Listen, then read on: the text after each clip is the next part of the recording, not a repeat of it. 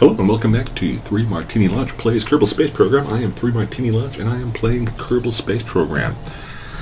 In this particular series, I am participating in the Versatility Marathon Challenge issued by 700 Nitro Express in the KSP forums.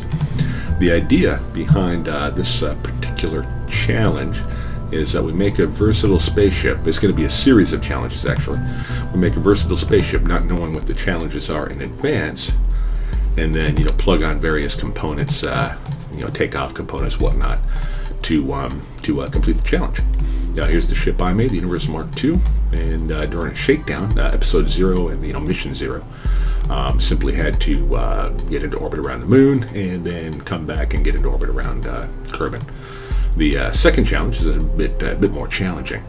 Was to fly to Minmus and land. I had a separate lander attached here on this front part, and put a couple of satellites into orbit, and I had a satellite tender docked onto the rear here. I suppose I could have put the satellites on these 4 docking ports. Anyways, and then fly on to the moon, do the same thing, land, launch some satellites, and then come back to Kerbin. And that's exactly what I did. This mission number 2, is going to be to fly to Eve and drop off a scientific package on Eve, on this tiny little island. It's a very specific location. And then fly to Gilly and land and come back to Eve and collect the scientific information and then fly back to Kerbin. Here's the scientific package I made out of rover. Now, it has to be at least 15 tons. That's why it's so big. I think I can make a scientific package in a much smaller package. And then I've got a tender for that. That's going to take care of it while it's in Eve orbit. I've already got a lander up on the Universal Mark II. You may remember at the end of episode 1, I decided I didn't have any parachutes on it, so I couldn't land it. In reality, what I did is flew up another lander just like it, but with parachutes, and transferred the crew and whatnot, and then send that one. I sent it to burn up in the atmosphere. I probably should have held on to it. Anyways, I want to apologize for the lateness of this. I know I normally get the episode up on Sunday, but the video was taking a long time to render, and I've been having trouble with fraps, losing synchronization, and I think I've gotten that taken care of. This weekend I'm going to be going out of town and suffering some horrible KSP withdrawal, so I may not even get a video posted this week at all after that, but we'll see how it goes. Anyways, I've got a mission to run here, getting to Eve and Gilly, so let's get to it. I'll see you on the launch pad where I switch to post commentary. And here we are at the launch pad. We've got a lot to get done, so let's get right to it. We got liftoff. Here we are lifting off. We got orbit. Moving on to detaching the lifter and keeping space clean. There it goes. Come on. On to rendezvous. I don't know if I show the dock here or not. Oh, and docked.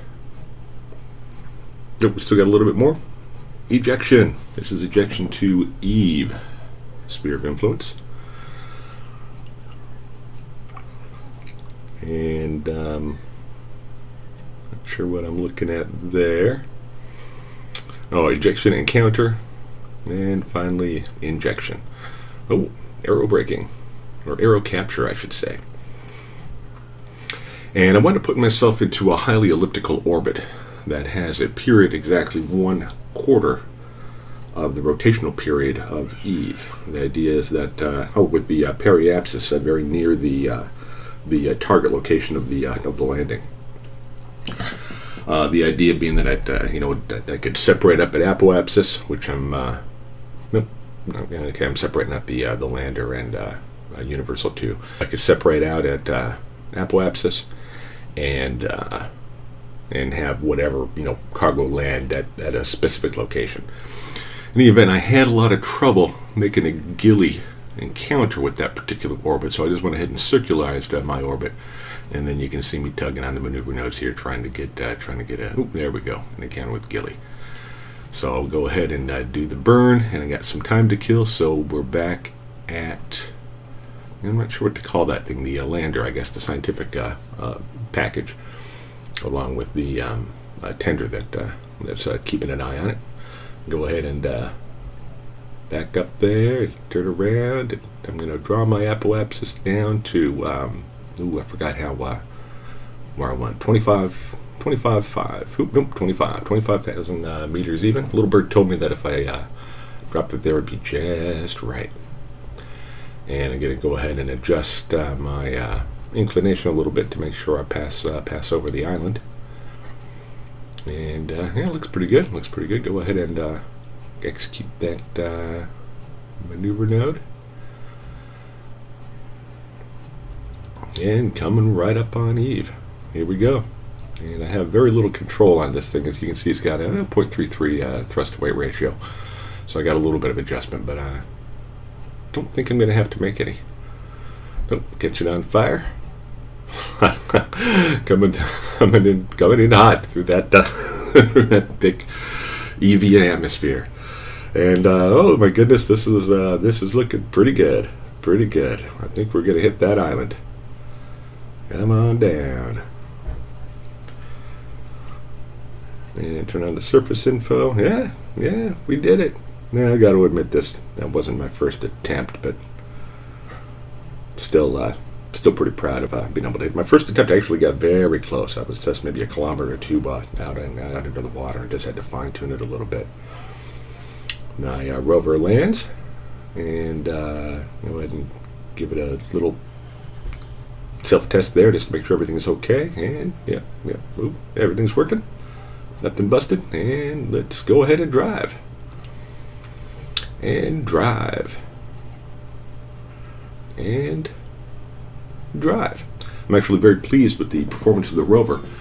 The only issue it has is that it's got 8 nuclear atomic generators on there, and it's not enough to keep the wheels running. I do have some battery power on there, 2 of the big blocky batteries, but I do have to stop occasionally and let those charge back up. And as you can see, eventually I go ahead and pull in at the coordinates, 6 degrees, 59 minutes, and well, I'm off by 1 second. And north, 312.0 east. Go ahead and open up that scientific instrumentation and look for the anomalous thingamajigger that I'm supposed to be looking for. Yeah, and back at the lander. And we'll go ahead and land at Gili. Go ahead and undock.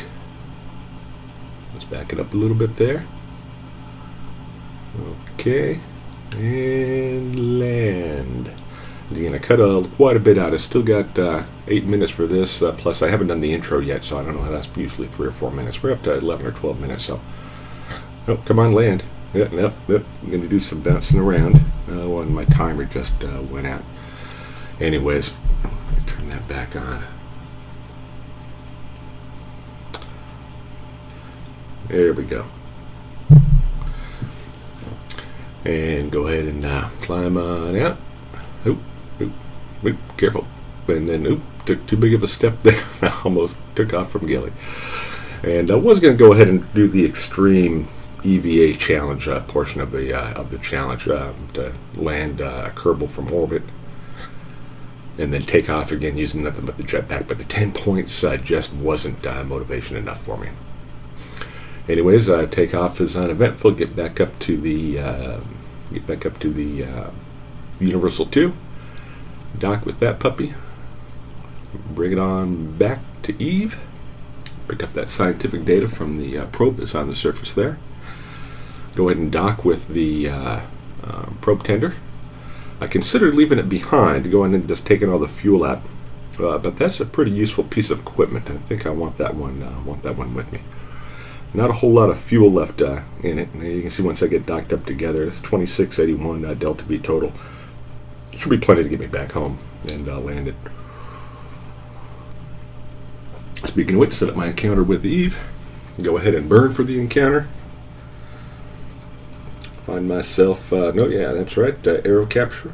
Around, not Eve, Kerbin rather. Go and do some aero capture in there. And coming in pretty hot again, over 3 kilometers a second. Get a lot of flames going on with that. Come on, you don't have to linger here. Move on to the next part. Okay, detach the lander. This time I'm going to go for that bonus. I forgot how many points it is, but there's 4 Kerbals in there. If I can land them, I think it was within a kilometer of the Kerbal Space Center, I get a bonus for each one. I forgot what it is. Anyways, that same little bird said if it came down to 42 kilometers orbit, just above the Kerbal Space Center, the wind resistance would be just enough to bring me down. But that little bird lied. You can see I'm having to burn here to keep myself high enough. And, oh my goodness, it's going to be close. I'm coming right in. Come on. Oh my goodness, I think I'm going to make it. Oh, got a little fuel left. No, I'm out of fuel. Oh, and this is an interesting development. Come on. Oh, no, little fuel. No, I'm going to be short. Oh, and I'm going to land upside down. Actually, as it turns out, when I put out the main chutes and they pop open, it goes ahead and flips me upright. So that's it for this episode. I want to thank you all for tuning in. If the edits are too much, go ahead and let me know in the comment section. If it's not enough, let me know in the comment section. If you like the video, like the video. Don't like it anyways. Leave a comment, subscribe, whatever you want to do. Thanks again for showing up. Good night, everybody. And you too, Mrs. Miller.